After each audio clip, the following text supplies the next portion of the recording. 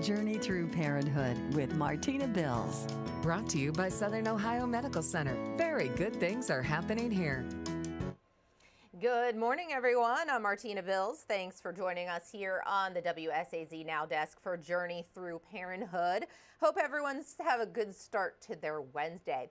Today we are going to be discussing the dangers of vaping. Here on Journey Through Parenthood, we have done this topic several times, and I recently put together a 30-minute special that aired on WSAZ. I'm going to show you that, where you can find that on our website in just a moment.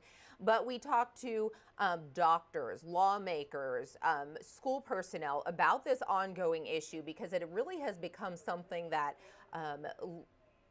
doctors are calling a health epidemic, because vaping becomes so dangerous and there's not as much research about it because it is a newer issue.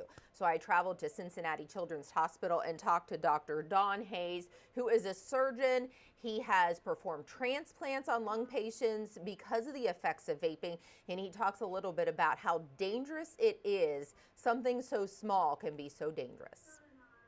Historically, I came from a family of smokers, and it's close to my heart. It's part of the reason why I went into the specialty I did. My father became addicted to nicotine as a child, and my mother was a little bit older but still a child. And so I was exposed as a child to tobacco smoke, and I absolutely find it one of the most foulest things I've ever been exposed to.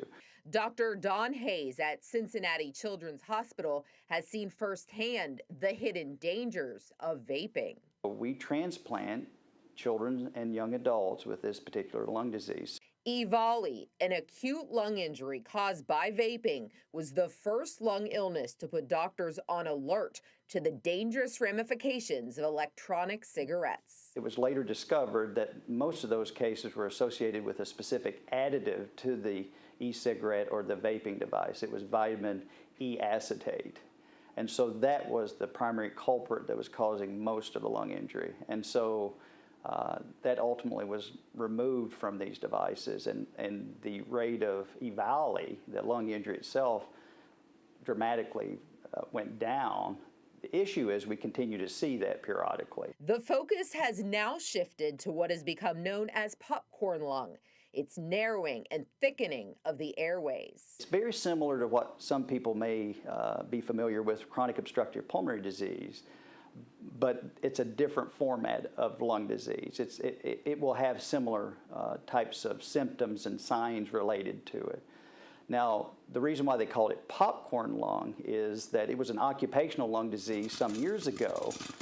People that were working in popcorn factories were developing this lung disease related to working in the factory. And so what they did during that time period, and again, it's good surveillance, public health surveillance, looking, seeing what was happening. It was an additive to the popcorn that was causing this. Now with e-cigarettes and vaping devices, guess what's in some of these additives? It's diacetyl.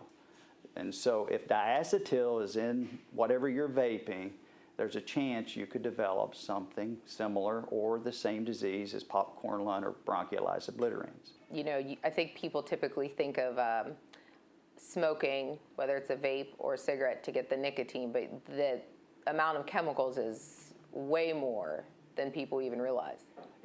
They add these other components to make it a stable product, a better tasting product, and anything that somebody would potentially buy off the shelf. Have you been able to tell how long it takes until someone is really starting to see damage? The long-term effect, we really don't know, but it could be anywhere between a little under a year or a few years. Not only from a medical standpoint, but from a, as a parent, that alarms you when you're looking into just how dangerous something so small can be so dangerous. What is the most surprising is the family members don't even realize it's going on. And so that's the key piece here that I keep on describing to people. Get engaged with your children and find out what they're doing and find out what their friends are trying to get them to do. So Dr. Don Hayes, a lung surgeon at Cincinnati Children's Hospital, we felt that it was important to speak with someone with his expertise because you don't hear as much about the effects of vaping. You know it's harmful, but what it really means to the inside of someone's body who is taking part in vaping. And the popcorn lung is something he considers the narrowing and thickening of the linings of the lung. And he said it is similar to the pulmonary obstruction pulmonary disease, that COPD. And it's one of those things that right now the research is so new, but if someone is vaping, Dr. Don Hayes says it can take anywhere from just a few months to a year or so to them actually seeing the effects, the harmful effects of vaping and what's going on inside those lungs and inside their body, because it's not just nicotine they're inhaling. All the chemicals and the additives that these companies are putting into these vapes is what is turning into the health crisis.